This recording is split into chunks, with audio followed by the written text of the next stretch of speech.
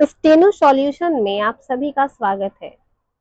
5 minute में 80 शब्द प्रति मिनट की गति से 400 शब्द की डिक्टेशन होगी।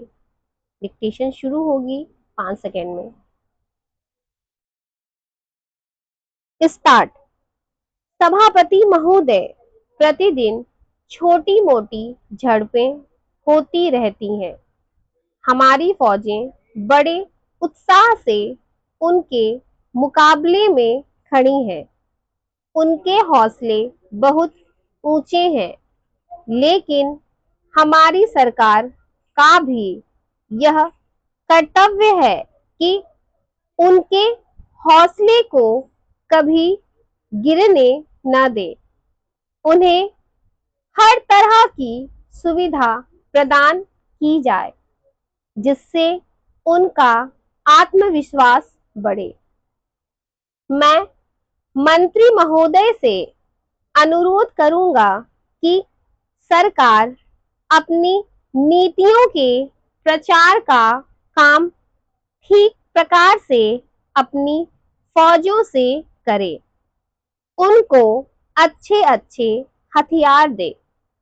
अनुसूचित जातियों और आदिवासी जातियों के आयुक्त ने जो अपना प्रतिवेदन प्रस्तुत किया है, उस प्रतिवेदन को देखने से यह प्रतीत होता है कि इसको तैयार करने में उन्होंने बहुत परिश्रम से कार्य किया है।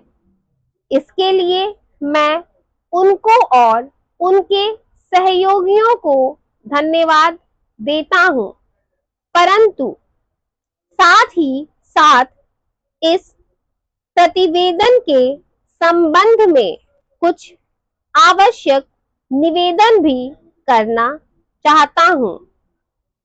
पहली बात तो यह है कि इस प्रतिवेदन को देखने से ऐसा प्रतीत होता है कि इन कार्यों के लिए जिस धन का उपयोग होता है, वह 3 साधनों से उपलब्ध होता है। केंद्र सरकार द्वारा, राज्य सरकारों द्वारा और कुछ गैर सरकारी संस्थाओं द्वारा।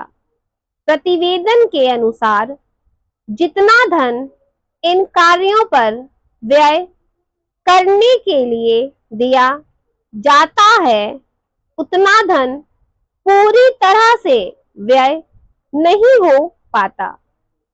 मैं यह नहीं कह सकता कि आवश्यकता से अधिक धन दिया जाता है या कार्यकर्ताओं को वह धन प्राप्त ही नहीं होता, जिसके कारण से वह बिना खर्च हुए बच जाता है।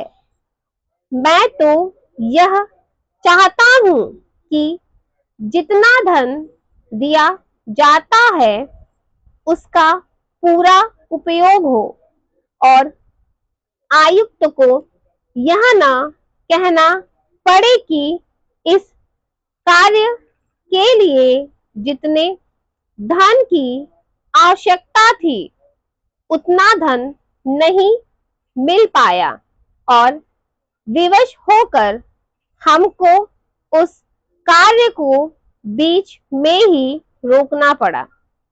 जहां तक राज्य सरकारों का संबंध है, बहुत सी राज्य सरकारें अभी तक इस कार्य में असावधानी से काम ले रही हैं और इस कार्य की उपेक्षा की दृष्टि से देखती हैं।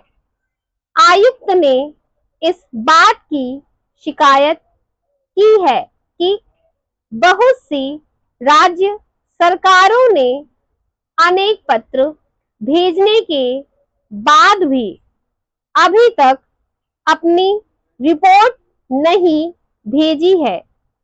मैं चाहता हूं कि सरकार इस तरफ निष्ठापूर्वक ध्यान दे।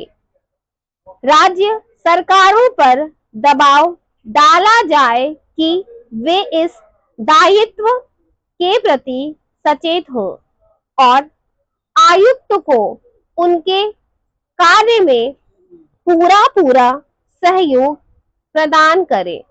समाप्त।